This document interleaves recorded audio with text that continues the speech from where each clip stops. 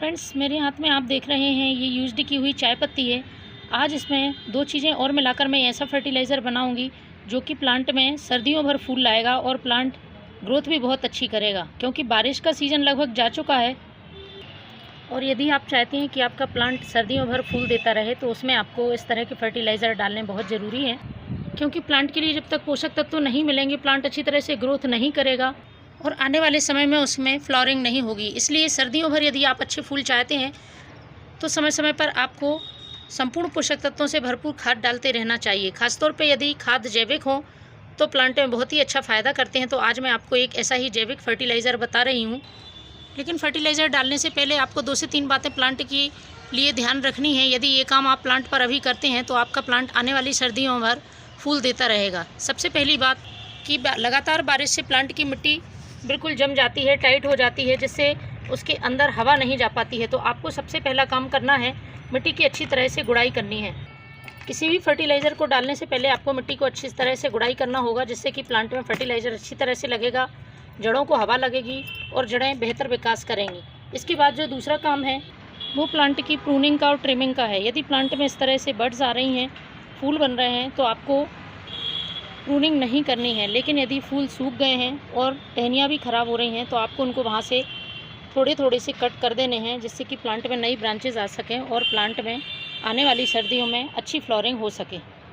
तीसरा काम जो प्लांट की मिट्टी के लिए ज़रूरी है वो है, बारिश के दिनों में अक्सर प्लांट की मिट्टी में फंगस लग जाती है या उसमें बहुत सारे इंसेक्ट, चींटियाँ हो जाती हैं। तो मैं जो फर्टिलाइज़र बताऊँगी उसमें आपको ये समस्या नहीं होगी। वो फर्टिलाइज़र आप डालते हैं तो साथ में वो एक इंसेक्टिसाइड का भी काम करेगा और फंगिसाइड का भी काम करेगा। प्लांट में यदि किसी तरह की मिट्टी में फंगस होगी तो वो भी ख़त्म हो जाएगी, साथ ही चींटियाँ दूर रहेंगी।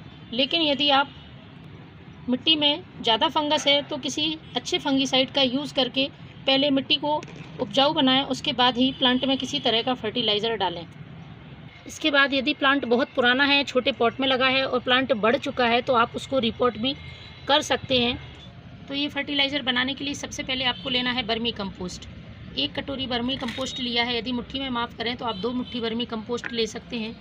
बर्मी कंपोस्ट में बहुत अच्छी मात्रा में पोषक तत्व पाए जाते हैं। एनपीके के साथ साथ calcium, iron, magnesium, copper, zinc और कई मैक्रोन्यूट्रिएंट्स इसमें उपलब्ध रहते हैं और ये सभी प्लांट के लिए बहुत ही यूज़फुल है। महीने में एक बार आपको इस बर्मी कंपोस्ट का यूज़ ज़रूर करना चाहिए।